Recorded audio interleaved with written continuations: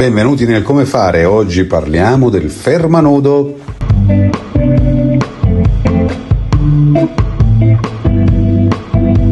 Un oggetto davvero piccolo, vi è mai capitato di avere giustamente una borsa da poter chiudere? E a volte cosa facciamo noi? Ci buttiamo un nodo di quelli che non si possono vedere, no.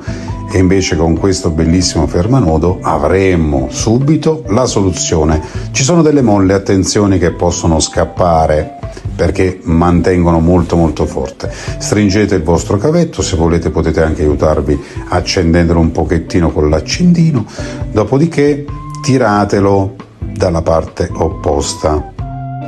Fate la stessa cosa anche dall'altro lato.